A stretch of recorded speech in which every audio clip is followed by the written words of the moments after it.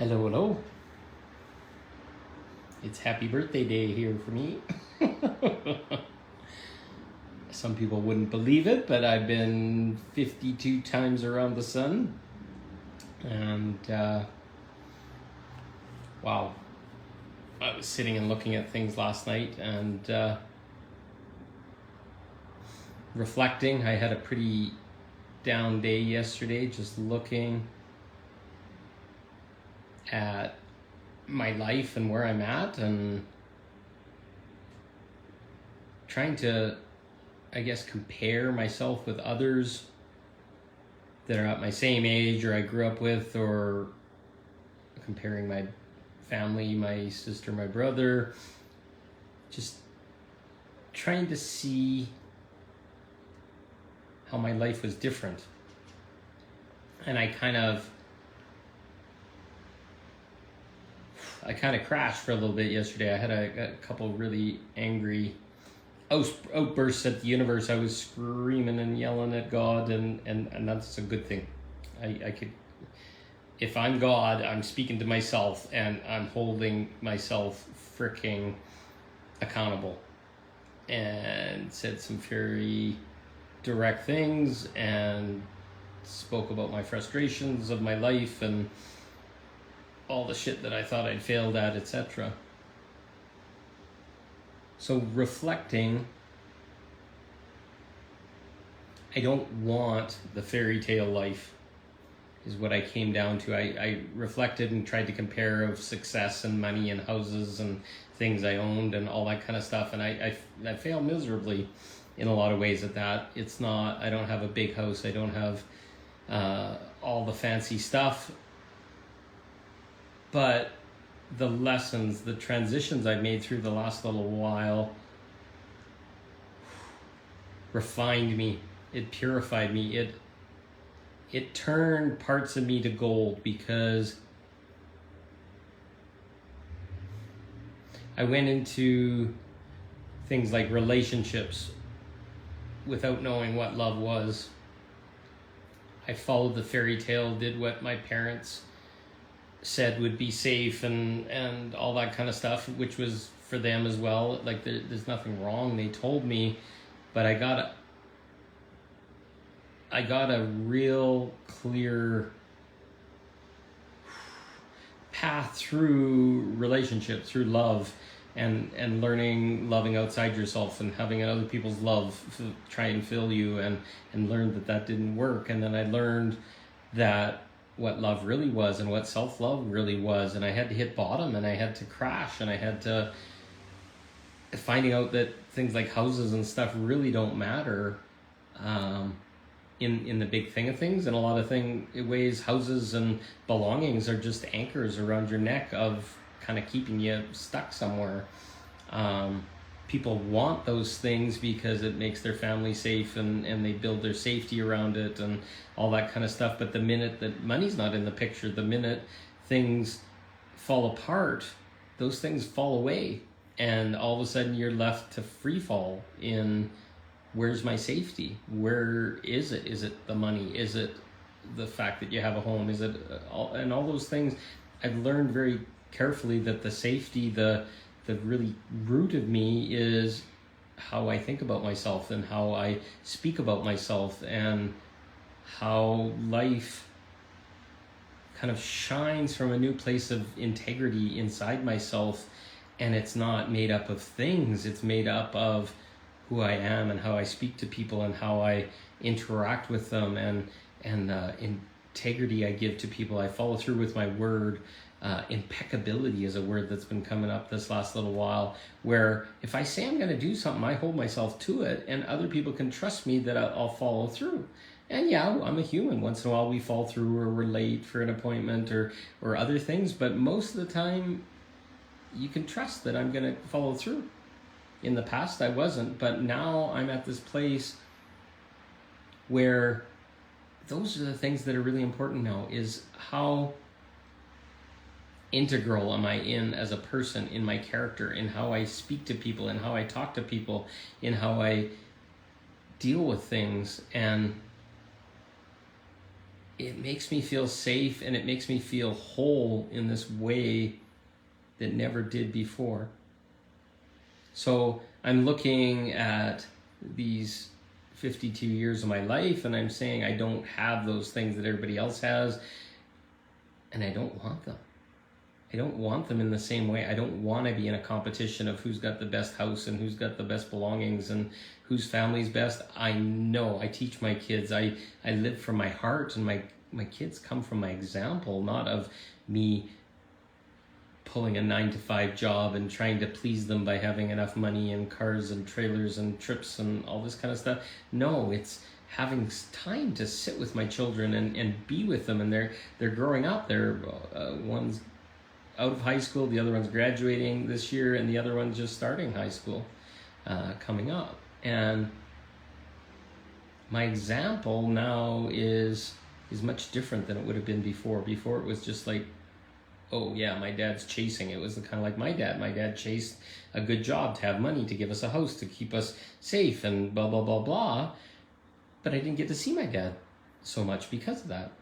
And I made a different choice. So I'm more in my kids' life and I make time for them, and I was self-employed, and the time we make is special. I took them out for lunch as part of my my birthday. I had some free nachos at a local restaurant as part of my birthday, and it was 45 minutes, but it was great. We got to kind of bond. People are on their phone or whatever, but we chose to make time for each other on a special day. And it's very different than what the world asks us to do, what the world kind of says is a good dad or a good father or a good man or whatever. So I'm sitting and looking at this stuff, and I'm really proud of who I've become, of what all these tests of character have done to form me and purify me and shape me. And like I said, I crashed pretty hard. I didn't want to be here for a little bit. It happens sometimes. It's not suicidal. It's just like, why am I doing this? But I'm building a world based on my integrity, based on my impeccability, and holding accountable people in my world as well as myself, and being self-responsible to have that world be for all of us. And it's beautiful, and it creates a reality that's so different from what we have now. It's like every man for himself, chasing, where in my world it's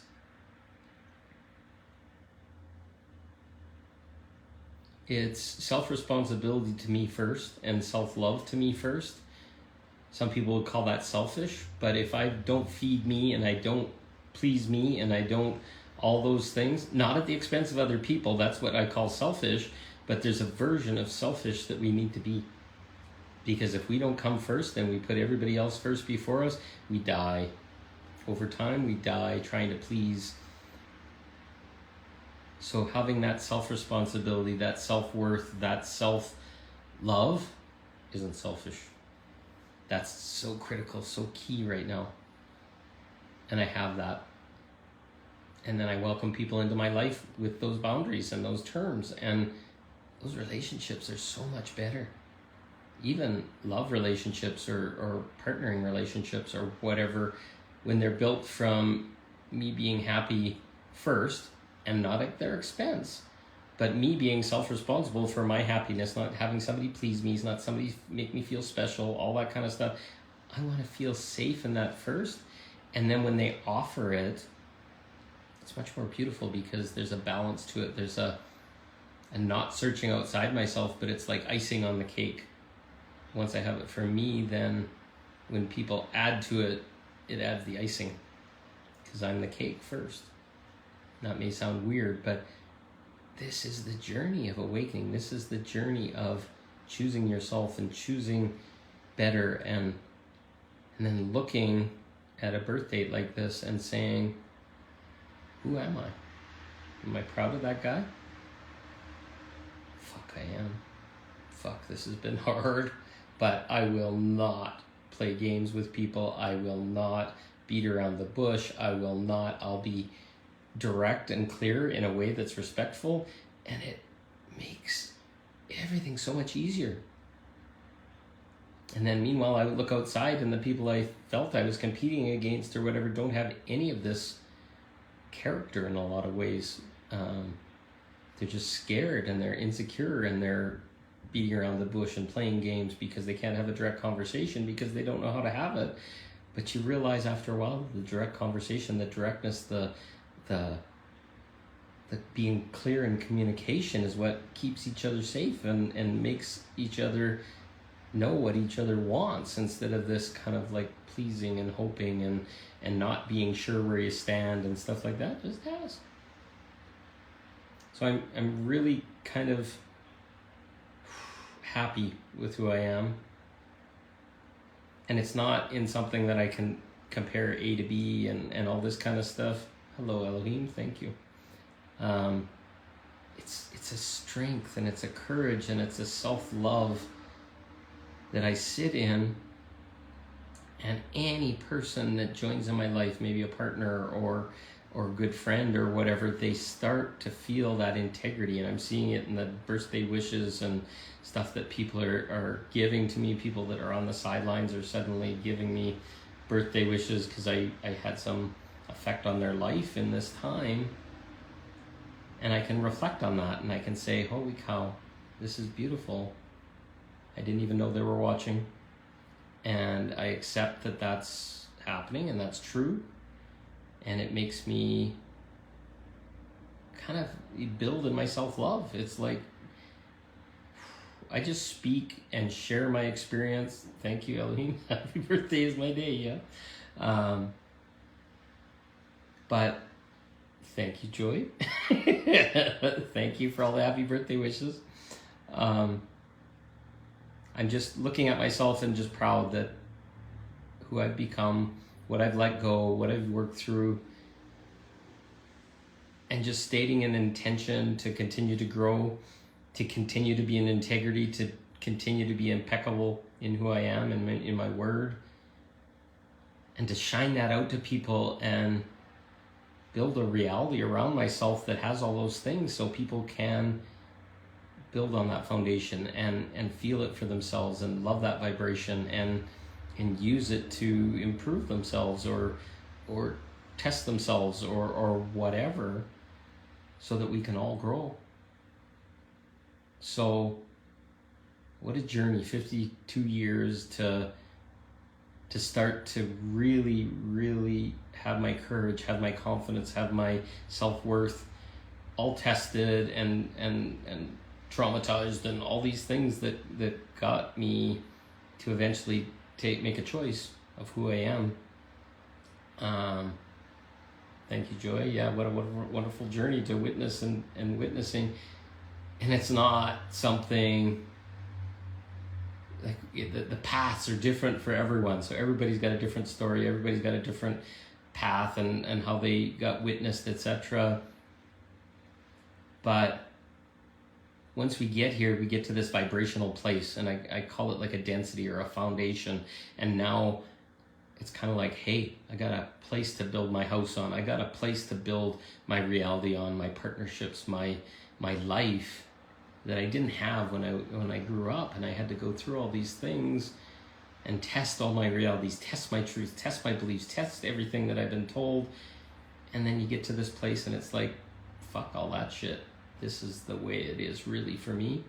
And that's not throwing people out or disrespecting them or whatever. It's like, cut the shit. Like all these lies, all this bullshit that I had to live through, all the traumas, all the stuff is gone.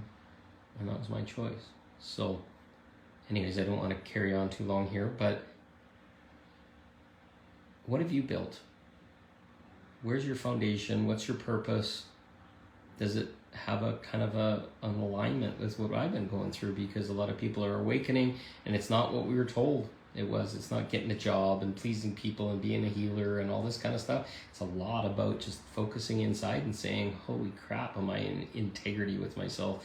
Am I impeccable with myself? Am I doing better for the world, but honoring me first. And once you can trust that everybody honors themselves first, then there's no surprises. And that may say, we use the word selfish or whatever, but the honoring me first is the self-love. And if I don't have self-love, it won't show up no matter how much somebody else loves me. And that's probably the biggest story I've got. And self-love and then unconditional love. Because you can't love yourself based on a half-truth or a lie to yourself. No, I'm good no matter what I did. It happened, it was, it is.